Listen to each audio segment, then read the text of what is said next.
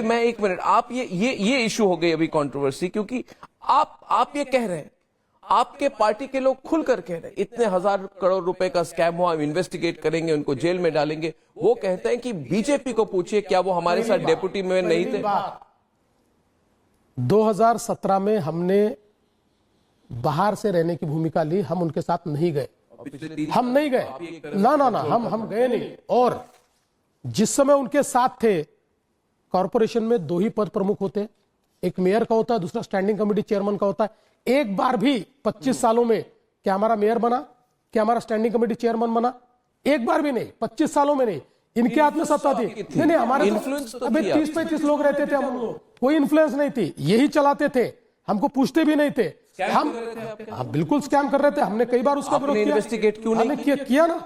देखिए, सरकार आपकी है महाराष्ट्र में। आपकी जानकारी के लिए 2015 में मैंने मुख्यमंत्री के तौर पर 200 रास्तों का इन्वेस्टिगेशन किया मुंबई में, और 200 रास्तों में नीचे की परती नहीं मिली। आपको पता होगा उस समय मैंने एफआईआर भी किया, कई लोगों को जेल में डाला मैंने, और इतने स्कैम इन्होंने किए। और कोविड में तो इन्होंने जो स्कैम किए, लेकिन मैं मूल मुद्दे पर आ रहा हूं, जो मराठी माणूस का मुद्दा है, उस मुद्दे पर मुझे बोलने दीजिए। इन्होंने मराठी पत्राचाल में रहने वाला मराठी आदमी, किसने उसको रास्ते पर लाया? इन्होंने लाया। अभ्युदय नगर किसने रास्ते पर लाया? बीडीडी चाल। जो मराठी आदमी का सबसे बड़ा प्रश्न है मकानों का, वो हमने सॉल्व किया। बीडीडी चाल में रहने वाले 80,000 मराठी आदमी, इनके काल में केवल उनको मूर्ख बनाते रहे, केवल बिल्डरों को वहां पर लाते रहे। मैंने निर्णय किया बिल्डर नहीं आएगा, माड़ा तैयार करेंगे। आज बिल्डिंग तैयार हो गई, लोग रहने चले गए। 80,000 मराठी लोगों को घर दे रहे। पत्राचाल में इनके भ्रष्टाचार के कारण जेल में इनको जाना पड़ा, हमने पत्राचाल के मराठी आदमी को घर दिया। हमने अभ्युदय नगर में इतने वर्षों से मराठी आदमी बसता था, इन्होंने केवल आश्वासन दिए, 25 साल चुनाव जीते, लेकिन उसका कोई भला नहीं कर पाया। हमने रीडेवलपमेंट में 120 स्क्वायर फीट में रहने वाले मराठी आदमी को मुफ्त में 500-600 स्क्वायर फीट का घर देने वाले हम हैं। इसलिए अब मराठी आदमी का इन पर विश्वास नहीं है। देखिए, अगर मराठी हमारे साथ नहीं होता, only BJP is a party who has consistently perform. तीनों चुनाव में हम 15-16 सीटें चुनकर आए, जितनी सीटें लड़ते उतनी हम चुनकर लाते।